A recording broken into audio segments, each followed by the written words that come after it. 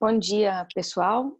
Meu nome é Laura Diniz, eu sou uma das fundadoras do Jota, sou diretora de audiências também. A gente está aqui nessa conversa hoje para discutir questões administrativas e questões penais ligadas à pandemia do coronavírus. Para conversar com a gente, nós trouxemos dois grandes especialistas, o Beto Vasconcelos, que é advogado e professor do INSPER, foi secretário nacional de Justiça, exerceu também os cargos de secretário executivo e subchefe para assuntos jurídicos da Presidência da República, e o Davi Tangerino, que é advogado e professor da Fundação Getúlio Vargas em São Paulo e da Universidade Estadual do Rio de Janeiro. Bom dia, Beto. Está no mudo. Desculpe. Bom dia, Laura. Bom dia, Davi. Uma honra, um prazer estar com vocês aqui. Bom dia, Davi. Bom dia, Laura. Obrigado pela promoção desse evento tão bacana aqui. Obrigada pela sua presença. Gente, então, pensei no seguinte, a gente pode falar um pouquinho mais sobre direito administrativo com o Beto, e em seguida a gente fala um pouquinho mais de penal com o Davi, para no final fazer um ping-pong com os dois. Pode ser? Perfeito. Bom, maravilha. Então, Beto, do ponto de vista administrativo, a gente tem ouvido falar muito de requisição administrativa, intervenção, da possibilidade de leitos de hospitais privados sejam requisitados, enfim, pelos governos para ajudar no combate à epidemia do coronavírus no serviço público. A gente tem ouvido falar da fila única. Será que você poderia explicar para a gente, por favor, o que é a requisição administrativa, o que é a intervenção administrativa, as diferenças delas, para que elas servem, como é que funcionam esses institutos, por favor? Claro, Laura. Bom, repetindo um pouco agora, bom dia, Laura, bom dia, Davi. Uma honra muito grande estar com vocês nesse debate sobre um tema tão relevante e numa plataforma que tem promovido debates no campo da política, da economia, do campo do direito, e todos com bastante fundamento técnico, dialética, diversidade. Então, parabéns pelas iniciativas. Você provoca um tema, Laura, que é um tema que chegou nos ouvidos e na boca de todo mundo mais recentemente, traduzido de maneiras distintas, requisição administrativa, intervenção administrativa, ou muitas vezes comumente chamado de confisco administrativo. Parece ser, portanto, um instituto novo, mas não é. Um instituto já previsto na Constituição Federal. Então, desde 1988, com a promulgação da Constituição, o tema foi tratado e foi tratado de uma maneira muito específica, dentro de um regime constitucional que prevê garantias e direitos individuais. O Constituinte entendeu por bem identificar uma exceção, portanto, uma condição excepcional de aumento do poder do Estado e uma restrição dos direitos e garantias individuais. Foi assim que o texto constitucional resultou na previsão do artigo 5º, inciso 25, que estabelece a possibilidade de requisição administrativa, então requisição pelo Estado, de bens e serviços particulares, obviamente dentro de circunstâncias muito específicas, ali definidas como circunstâncias de iminente perigo público. E essa é a espinha dorsal dessa hipótese.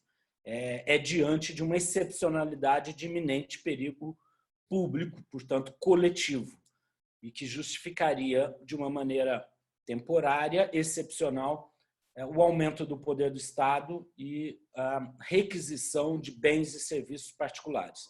depois da Constituição, a legislação infraconstitucional, então o ordenamento infraconstitucional, as leis vieram a regulamentar a requisição administrativa, também conferindo, então, não novidade ao Instituto, né? O Código Civil prevê essa hipótese, a Lei 8080 de 1990, que é a lei que regulamentou o Sistema Único de Saúde, também prevê essa hipótese, e mais recentemente a Lei 13.979 deste ano, de 2020, que é a chamada Lei do Coronavírus, mas que foi uma lei aprovada em regime de urgência, que estabeleceu regras gerais para lidar com essa pandemia, um fenômeno agora conjuntural de exceção, um conjunto de crise de saúde e economia e todos os seus aspectos adjacentes. Então, esse é o ordenamento que prevê a regulamentação da chamada requisição administrativa. E ela estabelece essas condições de ser diante de um perigo iminente público, e aí imagine antes da pandemia, um desastre natural ou uma crise aguda, momentânea, de um abastecimento específico em determinada região ou localidade, uma necessidade muito grande de uma reação a um acidente de proporções muito grandes, em que a urgência impõe, junto com um perigo coletivo, algumas medidas mais drásticas de intervenção. É claro que com a pandemia isso ganha uma condição nacional, abrangente, ampla e um pouco imprevisível, porque todo mundo está aprendendo a lidar e conhecer o fenômeno agora, tanto Beto, do vírus propriamente dito, como da doença e seus efeitos. Desculpa te interromper, só, por favor, antes de você entrar na explicação da diferença de requisição e intervenção, explica também, por favor, se é só para bens ou se é também para serviços ou esse tipo de coisa, por favor. Sim. Tanto a legislação como a jurisprudência consolidaram que essa hipótese é prevista tanto para bens como para serviços. Já é pacífico que a administração pública, nos seus 3 níveis, municipal, estadual e federal, podem requisitar bens. Então, imagine remédios, medicamentos, máscaras, ventiladores, no caso agora da conjuntura da pandemia, ou serviços mais variados possíveis, mas o mais evidente, um serviço de terapia intensiva. Então, um serviço de UTI também pode ser objeto de requisição por parte da administração pública sobre bens e serviços privados. Há uma diferença, e aí você bem coloca, há uma diferença que foi uma construção da jurisprudência e da doutrina entre o que se convencionou chamar de requisição administrativa e de intervenção administrativa. Até o momento da pandemia, do novo coronavírus, a jurisprudência e parte da doutrina já tinham consolidado o entendimento de que a intervenção seria um grau a mais, então um grau acima em termos de intervenção e de gravidade, e significaria a assunção da gestão daqueles bens e serviços pelo particular. Não só, portanto, a requisição, a tomada do bem ou serviço, mas a assunção da própria gestão em si. Isso aconteceu excepcionalmente e, na maior parte das vezes, estava atrelado à incapacidade verificada e alegada de gestão do particular. Então, em alguns hospitais, em algumas unidades, verificada a incapacidade de gestão e o não atendimento do propósito daquela unidade de saúde, o Estado vinha e intervia a ponto de assumir a gestão. E a intervenção administrativa alcançaria isso. Mas, Laura, é importante destacar uma coisa, nenhuma nem outra podem se dar de maneira aleatória, de maneira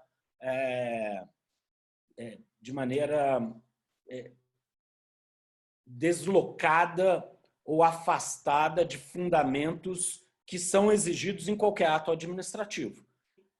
Ele é discricionário, mas ele deve ser fundamentado e deve cumprir os requisitos de qualquer ato administrativo.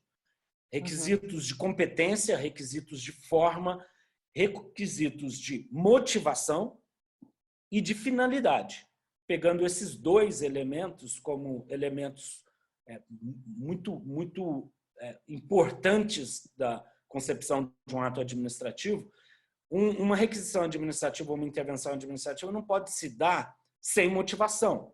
Ela tem que estar justificada, ela tem que estar apontada. Até qualquer ato administrativo assim seria, mas um ato em que o Estado intervém na propriedade privada, na livre iniciativa e na execução diária de um serviço, é mais relevante ainda que ele esteja motivado, ou seja, quais são as razões para requisitar aquelas máscaras, aqueles ventiladores ou aquele serviço de UTI. Como aconteceu uma prefeitura mandar a Guarda Metropolitana numa fábrica de ventiladores e confiscar todos os ventiladores daquela fábrica, sem nenhuma apresentação de qual o motivo para isso, ou seja, e qual a finalidade também deste ato. Finalidade aqui entendendo que deve haver proporcionalidade, deve haver razoabilidade, deve haver necessidade. Então, para que não haja nem abuso, nem desvio da administração pública, o ato deve estar devidamente motivado com as suas finalidades específicas. Se você requisitar uma produção inteira, ou você apreender uma produção inteira de ventiladores precisando exclusivamente de 2, é indiscutivelmente um abuso. E assim, sucessivamente, em outros casos, você pode verificar da mesma forma. O ato é unilateral, é autoexecutório e é indenizável, viu, Laura? Uma característica importante dessas requisições são que elas são indenizáveis. Posteriormente, mas elas são indenizáveis. Beto, 2 perguntas pontuais, mas ainda sobre isso. Primeiro, há limites a serem observados? Você estava falando, não é razoável o município ir na fábrica de ventilador e requisitar a produção inteira. Mas existe, ou na jurisprudência, ou na lei, algum tipo de baliza para dizer até onde o ente público pode ir e até onde, e a partir de onde aquilo já poderia ser caracterizado um abuso e tal? Então, essa é a primeira. A segunda é, as instituições privadas que têm seus bens ou serviços requisitados ou que são alvo de intervenção, elas costumam brigar por isso? Enfim, costuma ter reação administrativa, reação judicial, costuma ter inconformismo manifestado em conflito? As 2 perguntas são excelentes e elas são complementares. Sim, há requisitos, indiscutivelmente, como a gente estava aqui juntos desenvolvendo, esses requisitos são balizas, servem para qualquer ato administrativo, mas sobre requisição e intervenção, você tem uma construção doutrinária e jurisprudencial que exigem essas condições.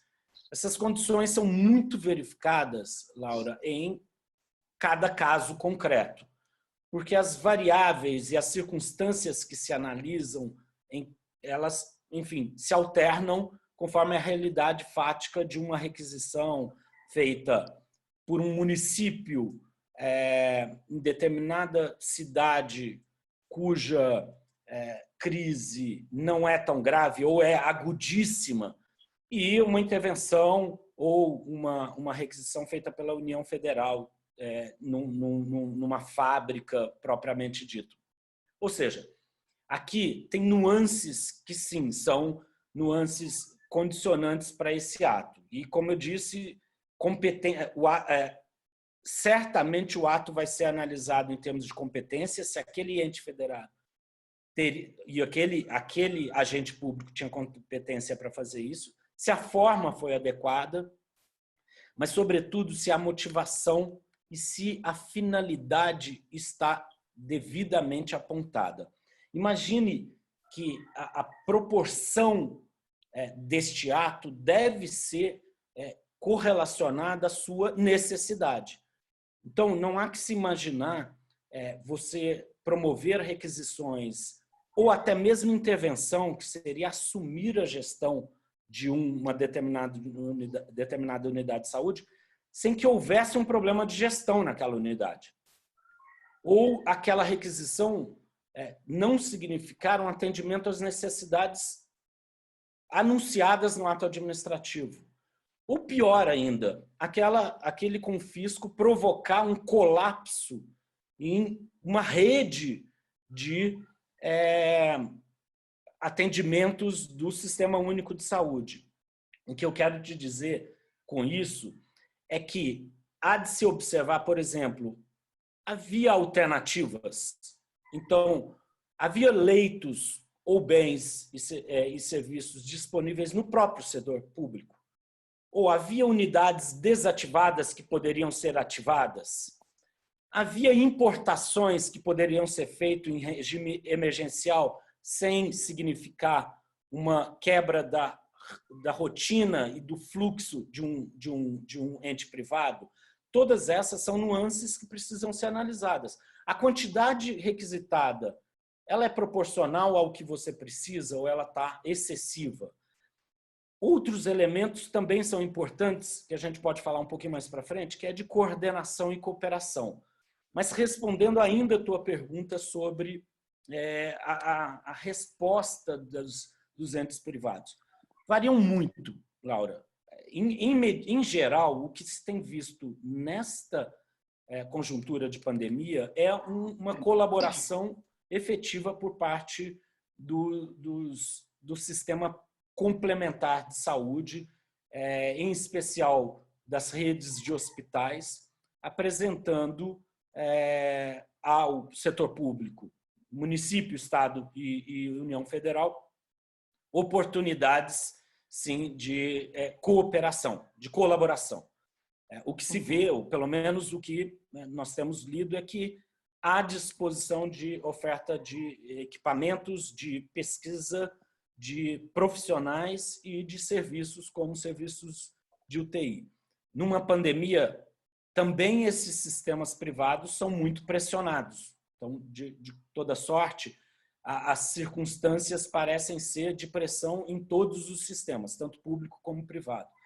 O que nós temos visto em acompanhando esses assuntos nessa matéria é que, em alguns casos, há sim o litígio, o contencioso estabelecido, o conflito estabelecido, quando o privado, a unidade privada, enfim, a empresa, não concorda ou entende que há algum abuso ou desvio de finalidade no ato proposto. Isso aconteceu em diversos casos, não são a maioria, mas devem ser registrados e há registro, tanto que acabou provocando o envolvimento até da Suprema Corte, do STF, na resposta a alguns desses casos. Uhum. Entendi. Vamos um pouquinho para o Davi agora, por favor. Davi, falando de direito penal, que tipos de crimes, enfim, a gente pode pensar que podem ser usados excepcionalmente nesses tempos de pandemia? Tem uma série de coisas ali, né, no Código Penal. Tem contágio de moléstia grave, crime de epidemia, crime de lesão corporal, eventualmente tentativa de homicídio, homicídio por transmissão de doença e tal. E tem, claro, ali o artigo 268, que fala de infringir uma determinação administrativa, como de isolamento ou quarentena. Então, queria um panorama seu, primeiro, do que é possível. Possível tudo mas, enfim, do que a gente pode esperar do ponto de vista do direito penal dos próximos meses. Obrigado, Laura, pela pergunta. ela realmente vários tipos penais poderiam ser, em tese, cogitados. E eu vou começar, então, por lesão corporal e homicídio, né? De fato, os números mostram que o índice de letalidade do Covid-19 são altos, né? Maiores até do que o Ebola, que foi um surto mortal, mas cuja transmissão era mais dificultada e, portanto, não atingiu esse nível pandêmico. O que importa aqui a nossa análise, portanto, é que sim, transmitir Covid-19 é apto, idôneo, né? Essa transmissão é idônea para causar lesão corporal ou mesmo morte, né? Mas qual é a dificuldade de se construir um caso, né, uma imputação com base nesses artigos? Demonstrar o nexo de causalidade. É muito difícil mostrar que foi o vírus da Laura que infectou João Maria ou Pedro.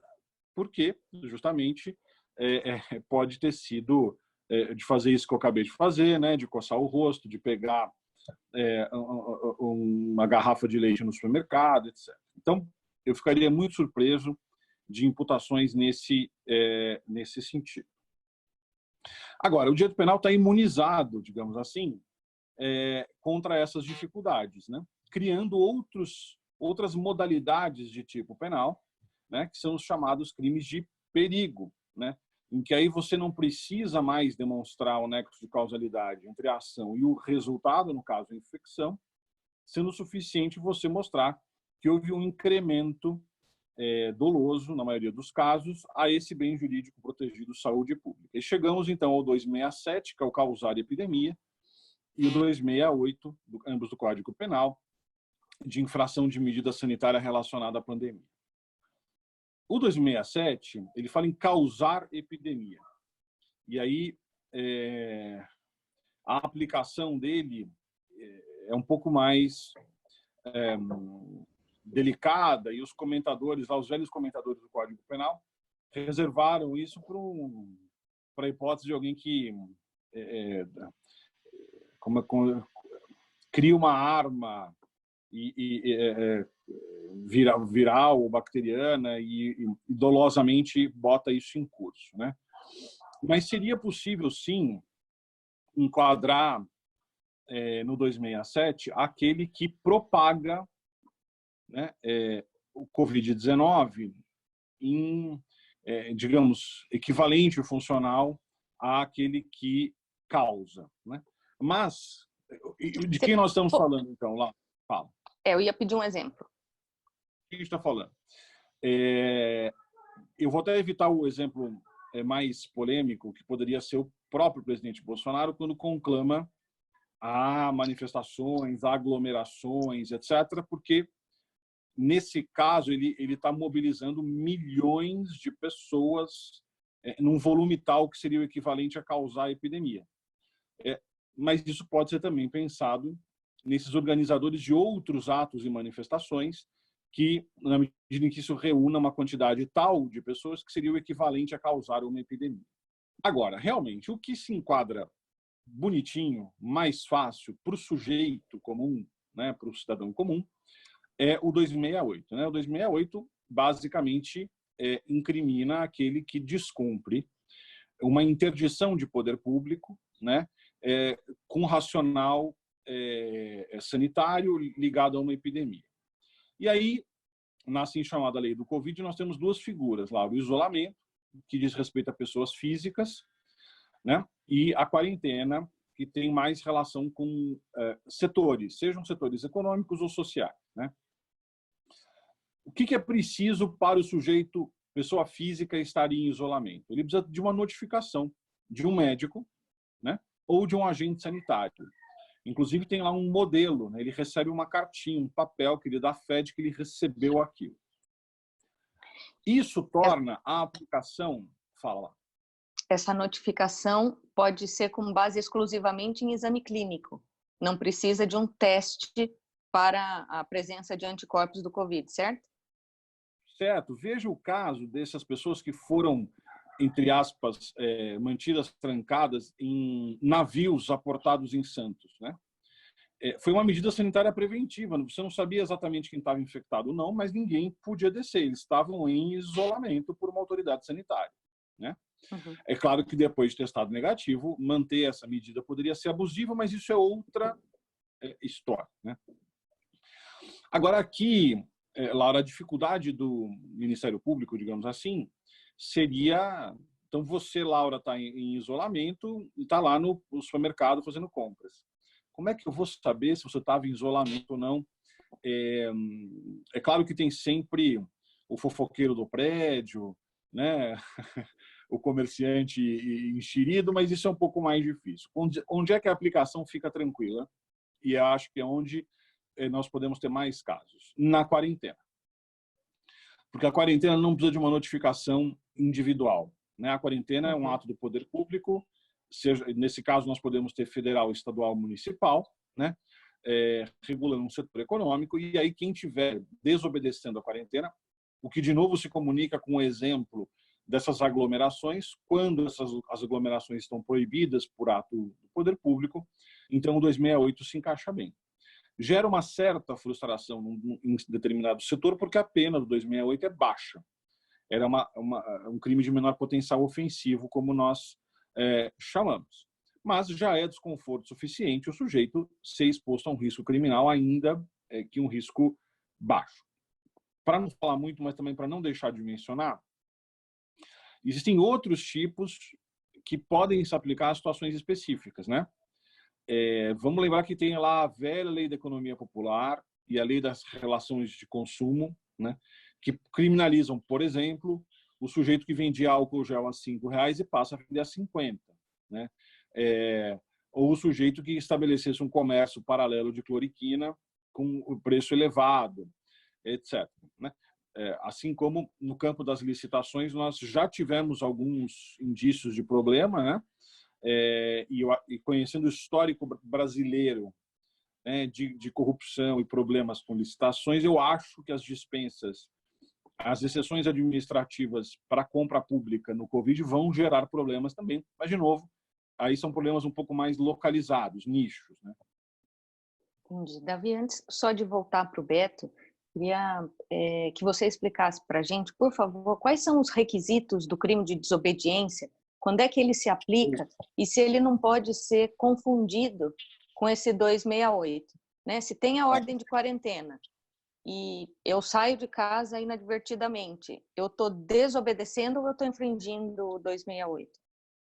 Tá. Obrigado por ter feito essa pergunta. Eu tinha me esquecido de falar do 330, que é a desobediência, né? Eu não vejo hipótese fácil, pelo menos, de concurso, né, de você ter imputação por 330 e 268 da infração administrativa, porque ela já é um tipo específico de desobediência, né, de desobediência a um isolamento, a uma quarentena, né?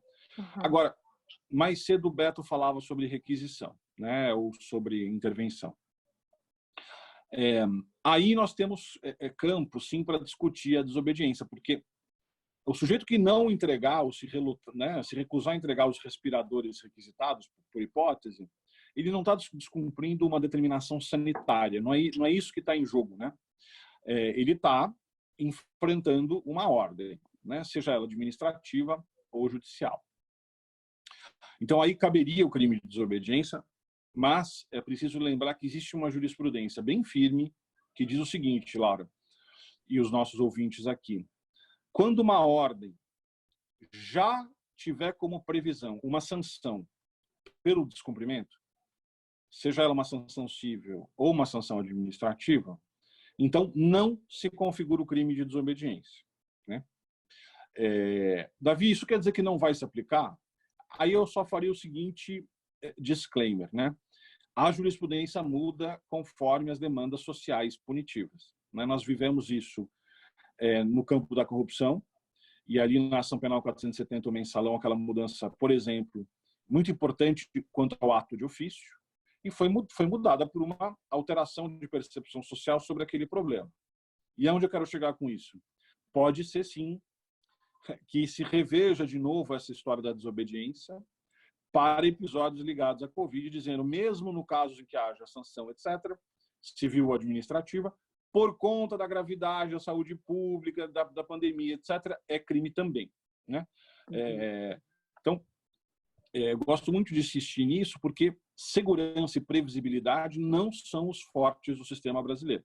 Por isso que a gente tem que sempre fazer aí alguma ressalva, né, um lembrete aí para quem estiver analisando os riscos de uma determinada ação, tá? Sim. Boa, voltando para o Beto agora.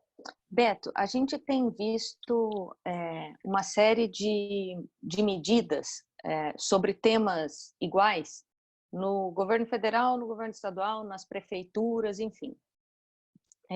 Especificamente falando do começo aí da sua fala, quando a gente estava refletindo sobre requisição de bens e tal, o mesmo bem, em tese, pode ser requisitado pelo governo do estado, ou por uma prefeitura, ou pelo governo federal. Pode haver conflito aí também.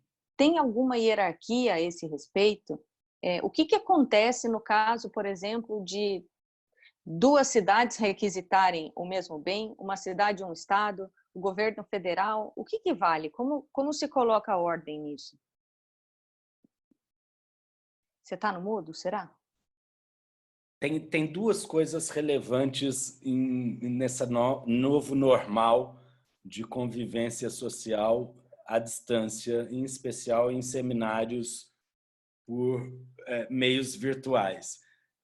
Tem duas dicas básicas. A primeira delas depende de você. Fique bastante atento ao botão do microfone, porque muitas vezes você deixa ele ligado quando deveria desligar, ou você desliga quando deveria falar. A segunda coisa já não depende muito de você. Torça, reze e utilize todos os meios possíveis para que, quando a imagem congelar por alguma razão técnica, você não fique com a cara desconcertante na tela. Mas, enfim, vamos lá. Eu, por enquanto, espero, só cometi o erro aqui do microfone. Respondendo a tua pergunta, Laura, olha, enfim, alguns pontos relevantes sobre sua provocação, excelente provocação. A primeira delas não existe uma hierarquia entre entes federativos que têm o poder de requisição e intervenção administrativa.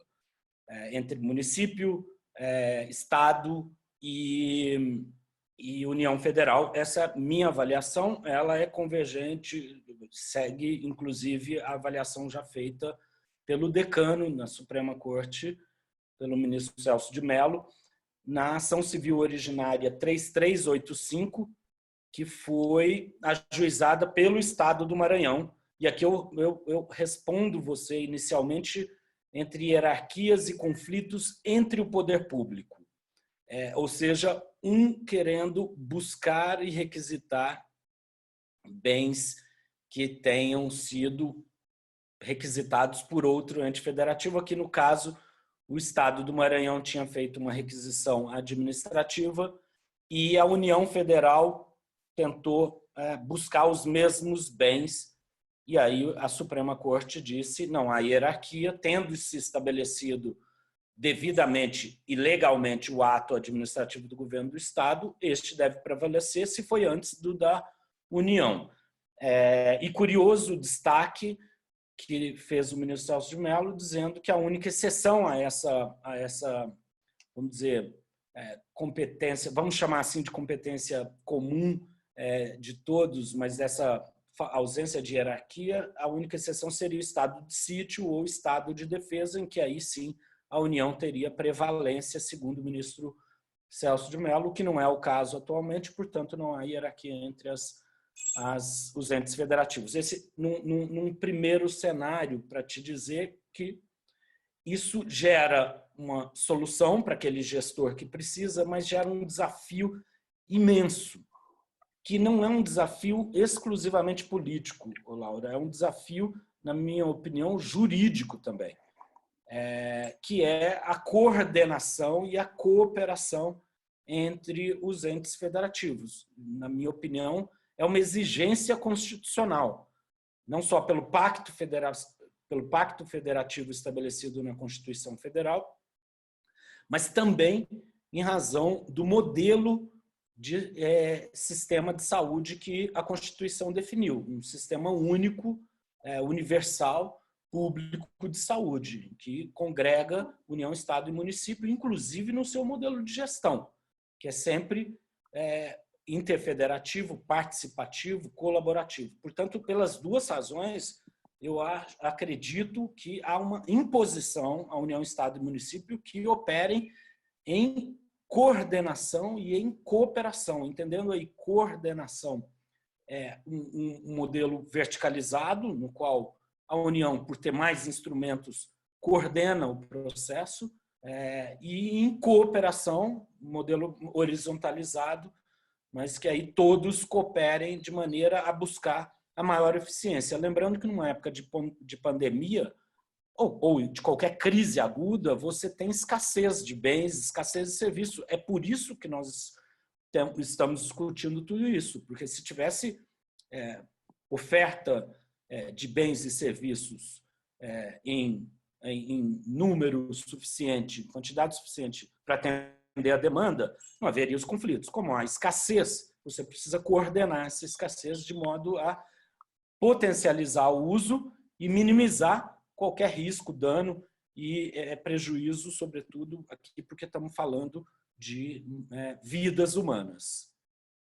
Uhum. Queria ficar nesse mesmo ponto e voltar para o Davi para falar aí das diferentes normas federal, estadual e municipal. Davi, quando há conflito entre essas normas, o que acontece do ponto de vista penal? Quais são as leituras possíveis? Vamos imaginar, por exemplo, que um estado decrete quarentena e um município de dentro desse estado decrete que não haja. Totalmente contrário. Enfim, quando as normas conflitarem, como é que fica a questão da aplicação do 268 e de todas as outras possíveis implicações penais aí que podem vir disso? Por favor. Bem, excelente pergunta. Como já bem colocou o Beto, nós não temos uma resolução de preponderância por um decreto em relação ao outro, né?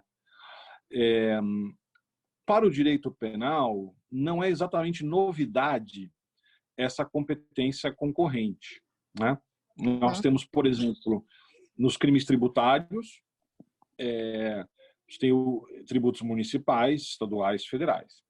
Nos crimes ambientais, você também tem competência concorrente. Mas não é comum que haja uma colidência de normas.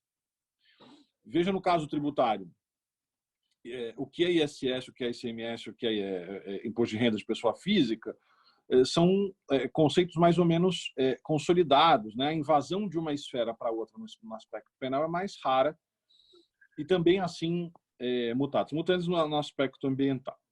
Então, por que eu estou insistindo nisso? Porque as respostas que eu vou dar aqui são um pouco provisórias, tá? Mas o que eu entendo é que diante de duas normas conflitantes, e falando no aspecto puramente penal, né, existe ao menos uma norma autorizando a conduta daquele sujeito, né?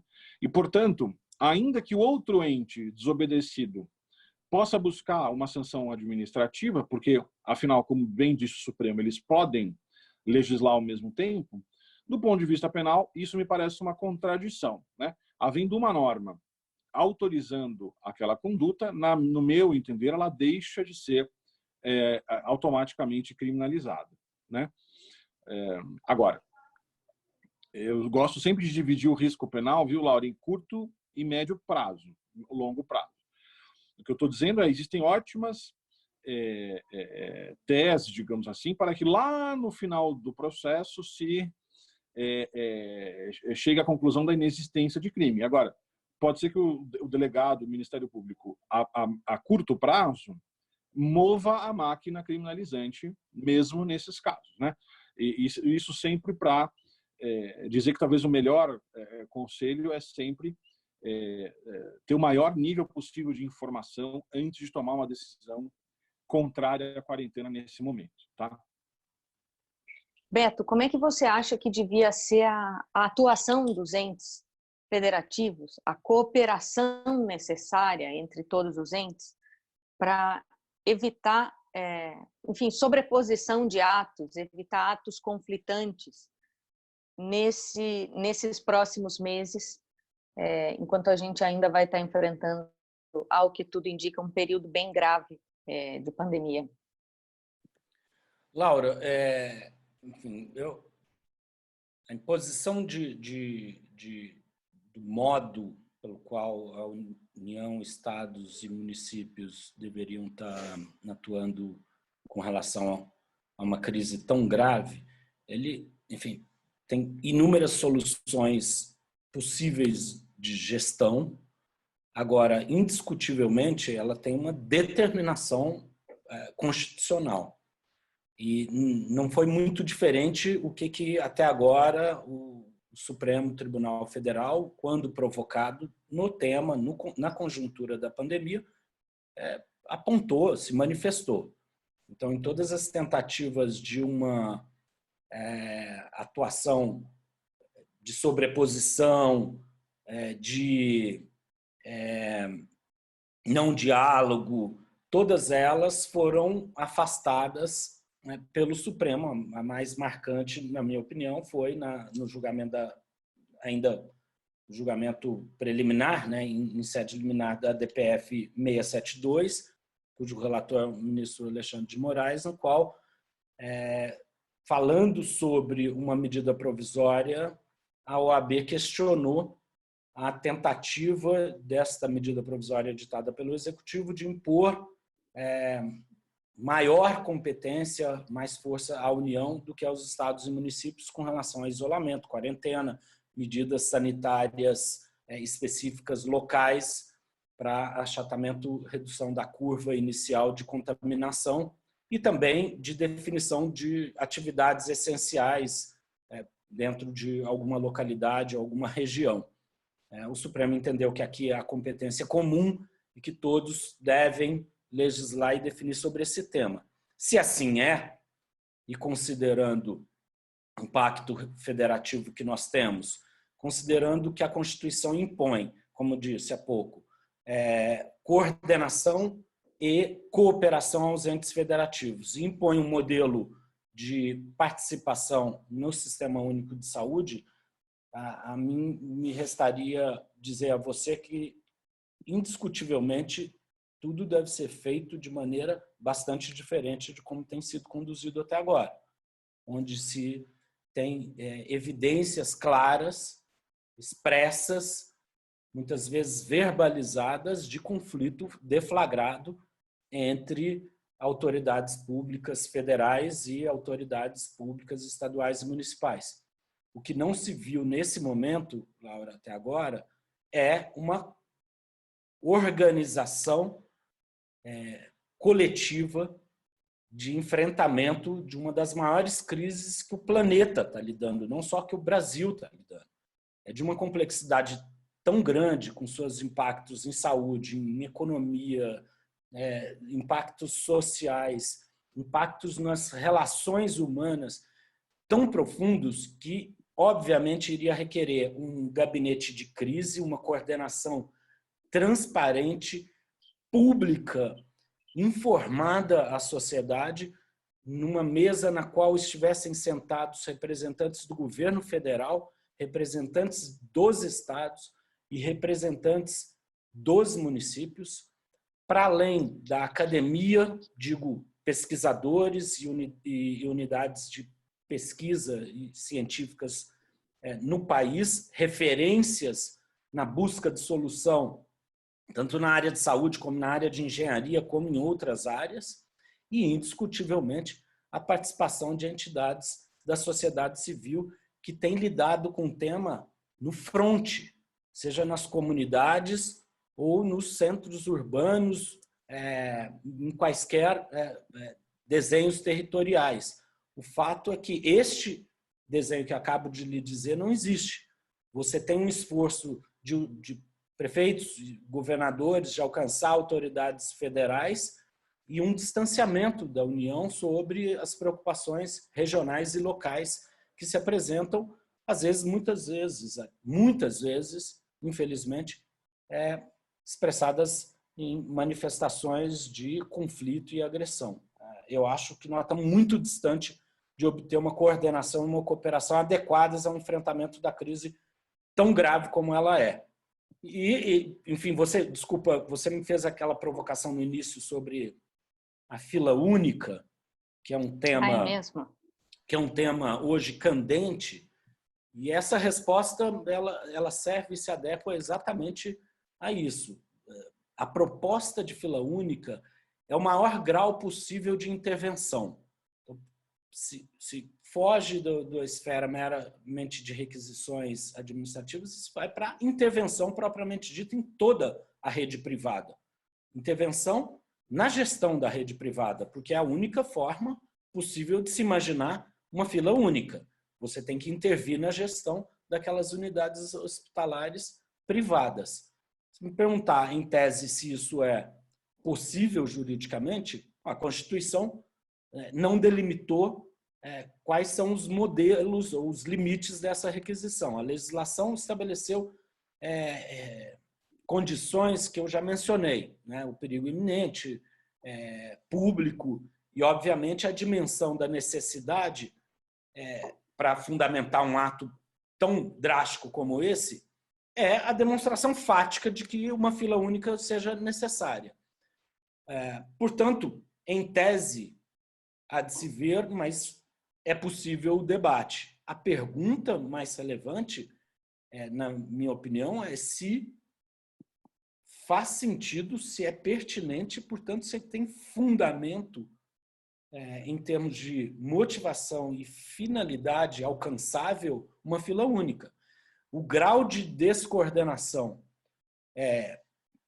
que se estabelece, que a gente tem visto diariamente entre entes federativos, e sobretudo aí no caso, na comunicação entre a União Federal para os estados e municípios, nos coloca uma pergunta muito séria a respeito da hipótese de fila única. Ela seria melhor ou ela provocaria, de certa maneira, se for descoordenar, se for tal como tem sido levado, descoordenado, e sem cooperação, o modelo entre União, Estados e municípios.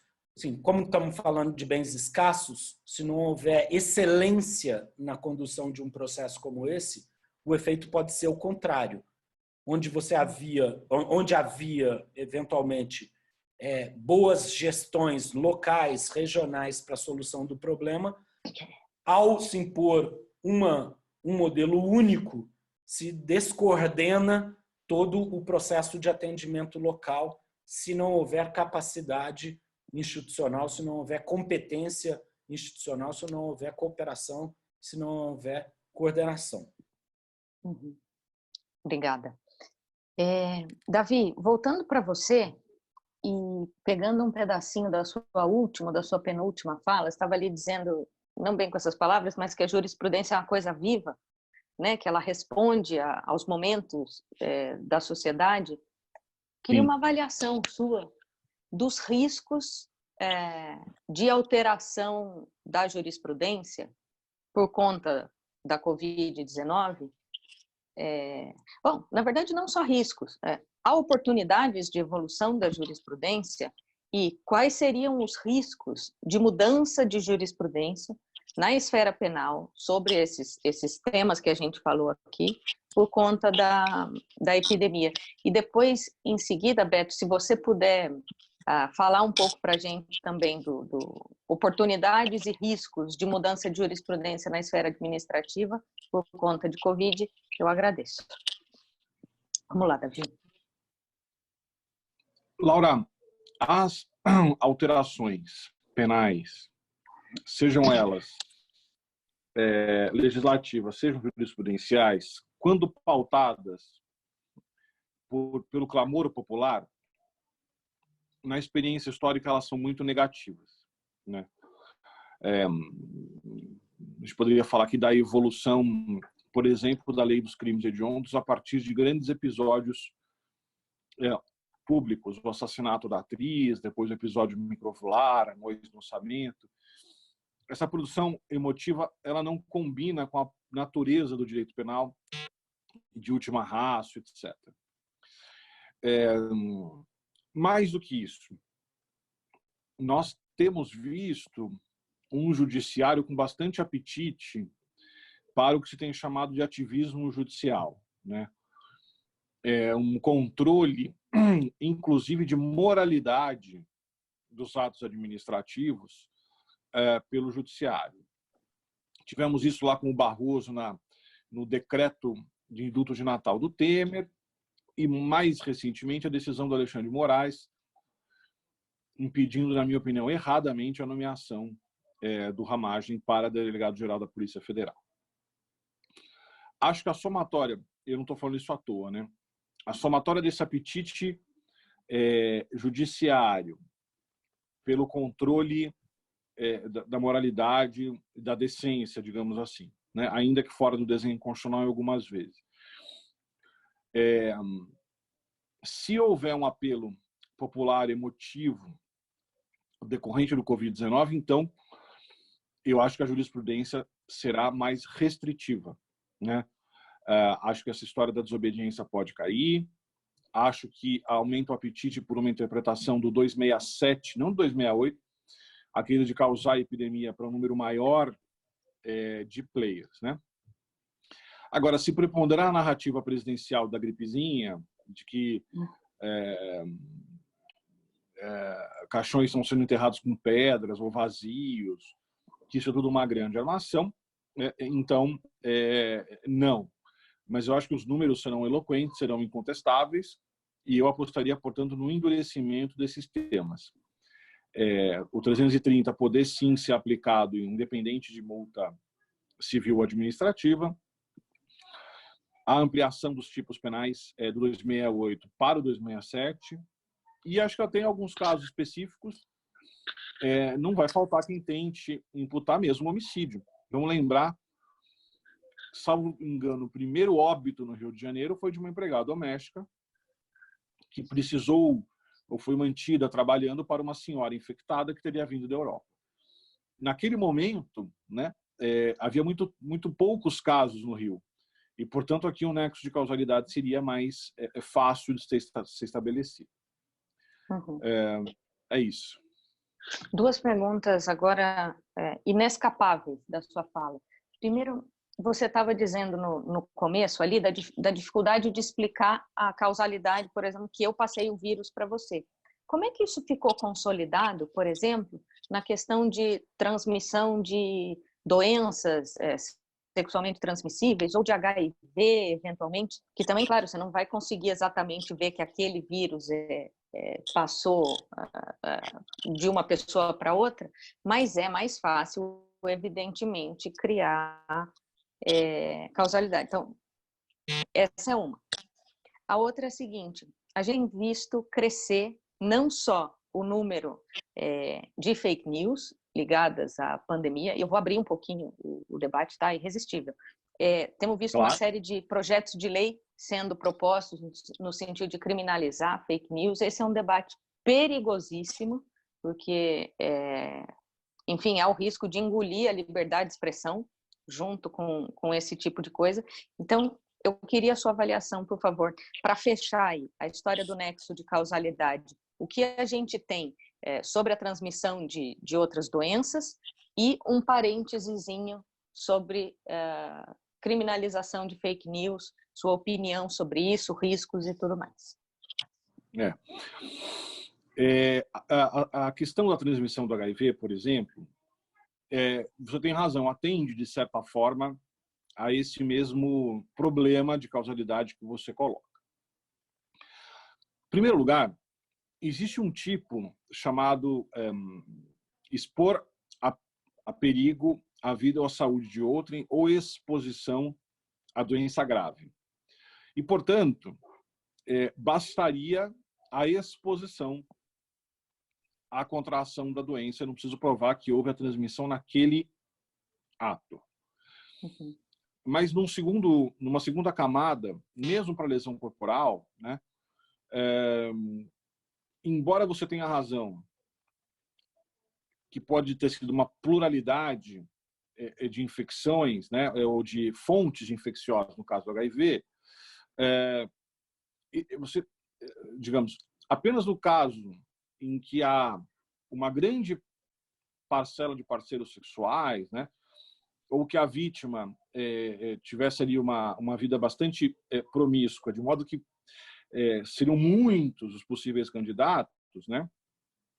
Num caso mais ou menos sob controle, essa vítima conseguir mostrar que no período em que ela descobriu a infecção, ela teve relação sexual com 3 ou 4 ou 5 pessoas, e que uma testou positiva para HIV e as outras 4 negativo, então o nexo de causalidade é resolvido. Portanto, você tem acomodações um pouco mais simples, seja do ponto de vista da causalidade, seja dos tipos penais para o HIV, né? Agora, fake news, né? Eu concordo, Laura, que nós não devemos avançar num projeto de criminalização de fake news, né? Porque esse tipo penal vai ser inevitavelmente horrorosamente aberto e, portanto, muito sujeito à interpretação muito ad hoc, ali, muito pontual do que são fake news ou não. Eu acho que a resposta para as fake news é complexa, mas eu acho que ela está muito mais ligada à engenharia de comunicação, né? Então, quando o WhatsApp restringe o número de possibilidade de encaminhamentos, né? Encaminhamento que chama, grupos, né? Ou as ideias que se tem tido de começar a própria rede social a marcar conteúdos com provável informação falsa, né? Já teve uma iniciativa de deixar algumas notícias roxas, né? Esse tipo de iniciativa de desenho de mídia me parece muito mais produtivo. E é claro, né, Laura, a resposta me parece mais verdadeira, é a mais difícil, a mais longa de todas, né? Se nós temos um processo educacional emancipador, né, em que o sujeito é ensinado na escola a pensar, a questionar, a não aderir a ideias previamente apresentadas, esse é o antídoto mais efetivo para as fake news. Mas nós temos falhado miseravelmente há muitas décadas no nosso projeto educacional. Então é uma aposta difícil, né? Improvável. E de longo prazo, né? E de longo prazo. Davi, pensa nas suas considerações finais, por favor, que eu vou para o Beto agora para falar de jurisprudência e de fake news, também não vou resistir, e depois a gente volta para ele, para as considerações finais. Laura, eu acho que assim, o primeiro ponto, seguindo sobre sua provocação a respeito de como será, né, considerações sobre como será a jurisprudência diante de um cenário como esse. Eu, em linha com o Davi, não só agora, mas em muitos e muitos temas, tendo a dizer que a jurisprudência em matéria penal segue esse rumo, né, e não só jurisprudência, né, Davi, a produção legislativa também, às vezes acompanha em matéria penal o modelo da legislação ou da formação de jurisprudência pelo medo, e aí isso vai só escalonando, de certa maneira, a criminalização, escalonando o peso do direito penal, sem uma reflexão adequada sobre causas e, portanto, a devida e a melhor solução do problema.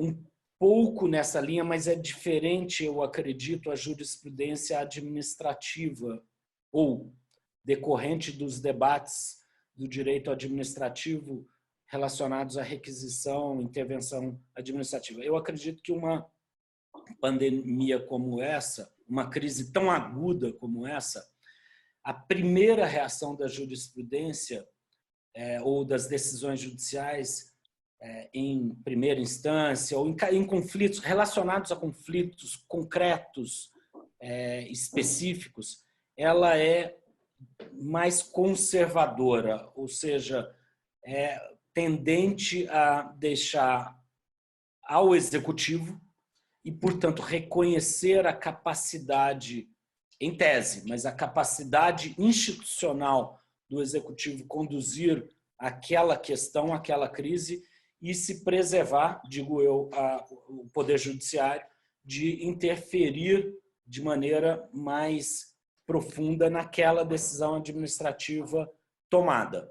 Então, acho que a jurisprudência tende, num primeiro momento, a ser mais conservadora. Claro que impondo limites a abusos que são frequentes e que aí são muito escancarados. Então, quando se foge em termos de necessidade, proporcionalidade, razoabilidade no bem ou no serviço que você impõe ou requer. Então, a jurisprudência tende a ser delimitadora em excessos, mas, no geral, concordar, avalizar com o executivo. Agora, num momento tão drástico e dramático que é uma crise como essa, a jurisprudência pode mudar e deve mudar, sim. Você vê o caso da intervenção administrativa. Até então, se verificava condições para uma intervenção numa unidade hospitalar quando caracterizada a incapacidade de gestão do particular e aí o poder público intervir. A grande dúvida é, será que vai ficar nesse limite ou mesmo o executivo vai tentar, de alguma maneira, modelos como fila única ou outro tipo de intervenção mais drástica no setor privado? A ver, e aí a resposta da jurisprudência vai ter uma relação muito direta com a apresentação de resultados. Resultados negativos, rapidamente a jurisprudência, na minha opinião, vai corrigir. E a mesma linha segue aí no direito penal com relação às mudanças legislativas. Em momentos como esse, todo mundo tem uma solução, Laura. Para um problema complexo, todo mundo não, mas muitas pessoas surgem, e aí em quaisquer lugares, seja no Poder Judiciário, mas também no Poder Legislativo, com soluções simples e rápidas. E normalmente, como disse Davi, equivocadas, sem a reflexão necessária para uma proposição mais coordenada, mais adequada. E eu acho que isso vai acontecer, e tem acontecido também no Legislativo, com uma certa inflação, um processo de inflação legislativa, de proposições legislativas. Agora, com relação à sua provocação sobre fake news, eu pego essa linha. É nesse contexto de soluções rápidas e fáceis para problemas complexos, que resultam em proposições normalmente equivocadas, é que vem o debate sobre fake news. É um debate extremamente complexo, porque você está colocando numa mesa valores, aí saindo um pouco até do nosso foco de debate, mas são valores constitucionais, mas valores importantíssimos a uma sociedade. Você está na mesma mesa colocando democracia, você está colocando na mesma mesa valores como privacidade, valores como verdade, valores como liberdade de opinião, liberdade de expressão. E, de outra parte, você está apontando quais são os riscos, danos que uma propagação de uma eventual máquina de notícias inverídicas, uma máquina de desinformação, porque não é só de mentira, é sim também de processo de desinformação, com ou sem propósito, aleatório ou intencional. Tudo isso é obviamente gravíssimo. Eu tendo concordo com as observações do Davi, a solução não estará na restrição da sua liberdade de expressão, na sua liberdade de opinião. A solução estará em encontrar mecanismos que tecnicamente ele já apontou aqui, de destaque para isso no curto prazo.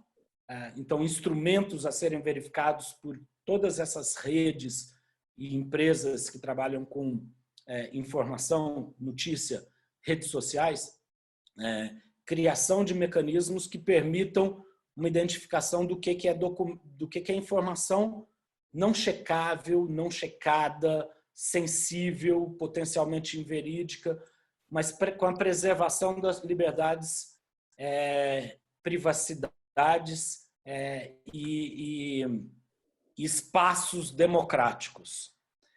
A outra ponta dessa história, que talvez a gente tenha utilizado pouco, tanto em matéria penal, mas sobretudo em matéria civil, é a ponta reparatória. Assim, o que deve constituir também aí como solução de curto prazo são mecanismos rápidos e eficazes de condenação e indenização daqueles que são responsáveis por financiamento, por produção e por propagação de mentiras. Se tem um mecanismo eficaz de restringir esse tipo de ação, é pelo bolso, é imposição de indenizações, de reparações por aquela atitude. Agora, mas no longo prazo... Desculpa te cortar, mas daí Imagina. Quem tem a prerrogativa de entrar com esse tipo de pedido de reparação é a pessoa mencionada na notícia falsa. Então, depende, obviamente isso se altera com as condições de cada caso concreto, mas eu não afastaria a hipótese de sim, isso sempre, aquele que é atingido, mas também de modelos reparatórios coletivos. Então você imaginaria... Não, eu ia dizer, eu acho que são instrumentos que podem e devem ser utilizados por particulares e por por órgãos públicos que têm o dever da tutela da legislação e da tutela coletiva com os instrumentos que a lei dispõe de ação civil pública, com proposta Ministério Público, Defensoria Pública, para verificação, sim, de responsáveis, de novo, por financiamento, por produção de conteúdo e por propagação. Todos esses agentes são responsáveis por essas medidas. E, ao serem responsáveis, eles são responsáveis, inclusive, pelos danos coletivos causados. E danos coletivos morais e materiais. Então, você imagina possível, por exemplo, vamos imaginar alguma associação ligada à saúde, de profissionais de saúde ou de promoção de saúde, enfim, entrando com uma ação coletiva contra, vamos imaginar, um determinado site ou um conjunto de sites que dizem que a Covid é uma gripezinha, que não tem que isolamento social não faz, distanciamento social não faz diferença. Você imagina cabível esse tipo de coisa? Cabível, quero dizer, para além da história de que o papel aceita tudo, sim. Não. Acho que nesse caso o papel aceita o que deve ser feito, inclusive. Você tem instrumentos de tutela coletiva, você tem legitimados para fazer essa tutela coletiva, e eu acho não só possível, como acho parte da solução de curto prazo para essa crise agudíssima de fake news que nós estamos vivendo. E olha, eu não me refiro somente à área de saúde, não. Eu me refiro aos ataques à imprensa, os ataques a jornalistas, os ataques a cientistas, os ataques à democracia, os ataques a indivíduos ou a instituições. Eu vejo, sim, que nesses instrumentos de tutela coletiva é possível se verificar e se alcançar responsáveis com a devida indenização por danos materiais e danos morais à coletividade. E acho que isso deveria já estar sendo feito, porque é parte da solução. Porque a outra solução, Laura, é o que o Davi falou, que é mais de longo prazo, que é investimento no nosso sistema de educação para gerar autonomia em busca de informação, reflexão e conhecimento. Enfim, não duvido que tenha menos informação sobre ações concretas, porque eu acredito que tem servidores bastante dedicados e sérios analisando essas circunstâncias, mas acredito que são pontuais, ainda pontuais, mas já existentes, e não é de se ignorar que a própria Suprema Corte tem um inquérito, aliás, mais de um inquérito relacionado ao tema, o que dá a dimensão da gravidade desse problema hoje no país. Então, à medida que há um inquérito na Suprema Corte sobre o assunto, claro que aí em matéria penal, mas havendo e sendo de tal dimensão grave a questão, é natural que outros órgãos públicos comecem a se movimentar nesse sentido, e eu não tenho dúvida que ainda que sejam localizadas essas iniciativas, elas vão ganhar corpo. Até porque os indivíduos, as vítimas desses ataques, vítimas diretas desses ataques, certamente vão tomar iniciativas. E essas iniciativas vão ganhando corpo no Poder Judiciário e na jurisprudência brasileira. Mas certamente há de se aguardar, mas isso vai acontecer com mais frequência. Não tenho dúvida, ou pelo menos assim espero. Davi, suas considerações finais, por favor, e fique à vontade para trazer alguma reflexão, algum tema, alguma coisa que eu não mencionei, enfim, que eu não te provoquei a respeito. Tá joia, Laura, obrigado. Eu encerraria dizendo que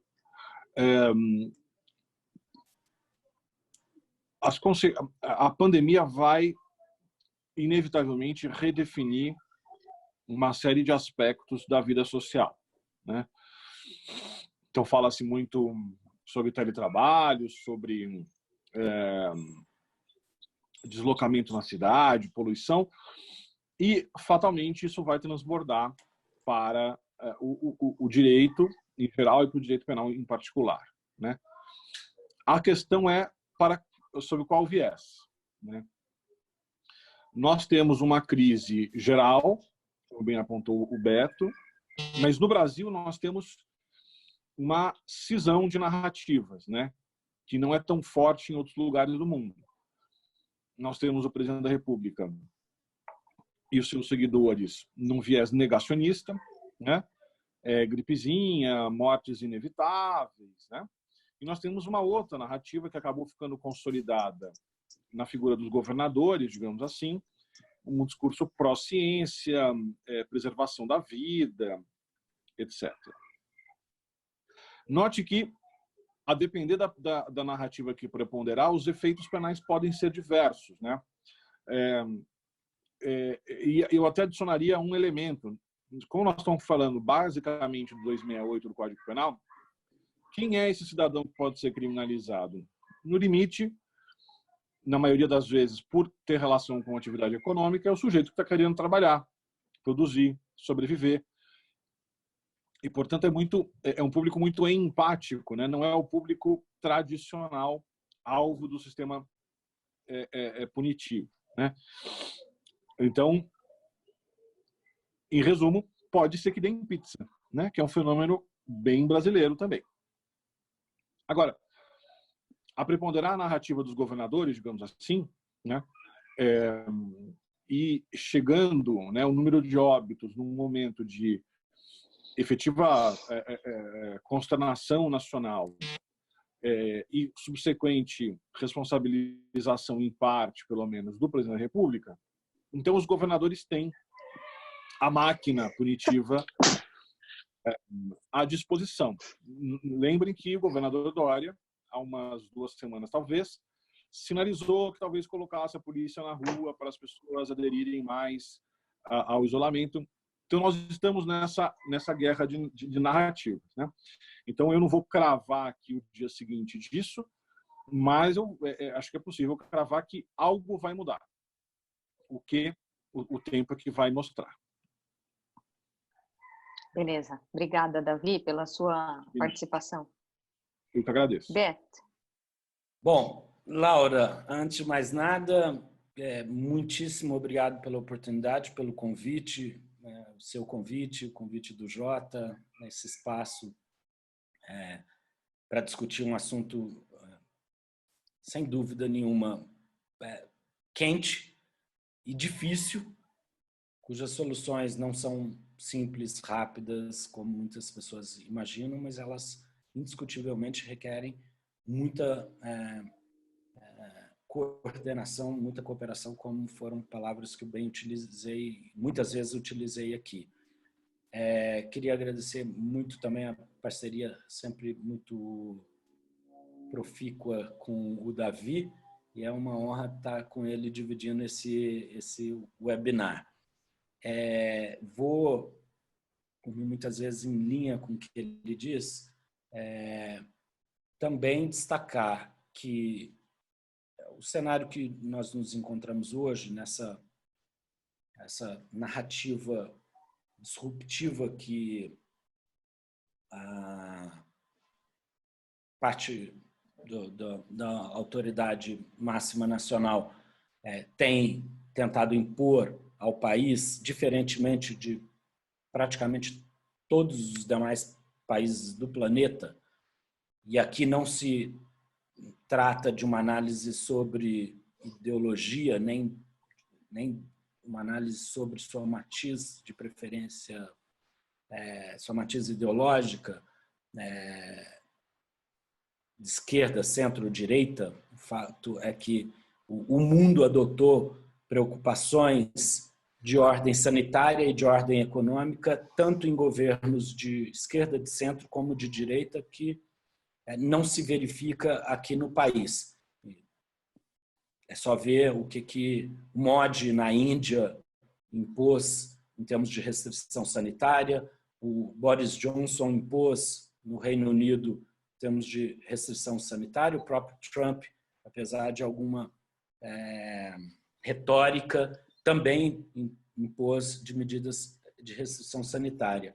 Isso tudo para dizer que eu acho que nós, infelizmente, ficamos com o pior dos mundos, que foi uma política pública de restrição sanitária deficitária, porque engajados nesse propósito de garantir um isolamento, um distanciamento social necessário e recomendado pela ciência no mundo, foi encampado por governadores e prefeitos, mas não pela União Federal em toda a sua plenitude.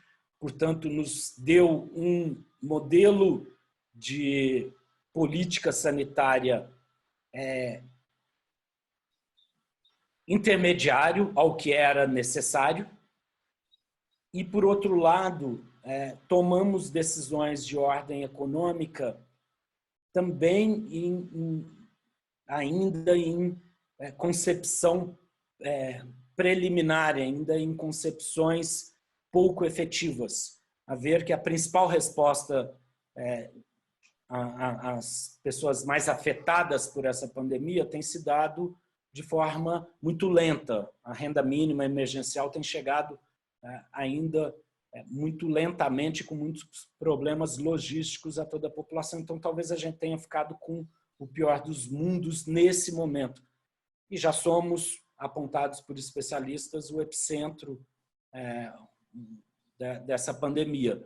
Então, o que fica de mensagem final, Laura, é que, indiscutivelmente, nós precisamos rapidamente, no curto prazo, de uma reorganização de resposta a esse cenário.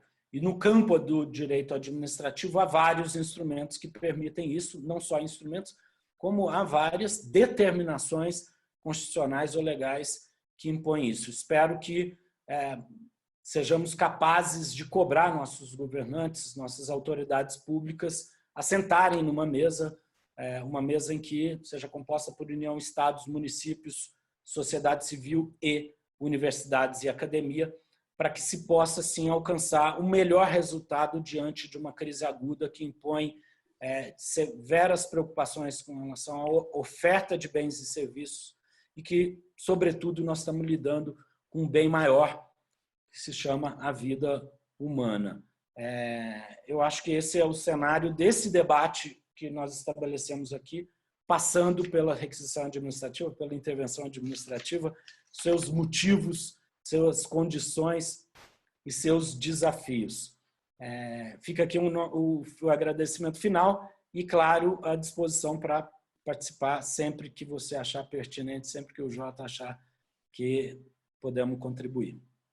Queria aproveitar e fazer um disclosure aqui com quem nos acompanhou até o final dessa entrevista, para fazer um agradecimento duplo, que é o seguinte: por uma falha nossa aqui do Jota, a gente já havia gravado esse debate na semana passada, no finalzinho da semana, e a gente perdeu a gravação. A gravação não estava na nuvem do Zoom, e eu tive que ir muito constrangida, pedir desculpa para o Beto, pedir desculpa para o Davi, e eles foram generosos a ponto de gravar com a gente o mesmo debate, mais ou menos o mesmo, né? Nunca é exatamente igual, mas queria deixar aqui um agradecimento que é duplo, triplo, quádruplo, e dizer que sim, haverá muitas oportunidades para a gente falar de novo. Muito obrigada. Obrigada a todo mundo que nos assistiu e até de repente. Obrigado, tchau, tchau. Laura. Obrigado, Davi. Obrigado, Beto. Obrigado, Laura. Abraço.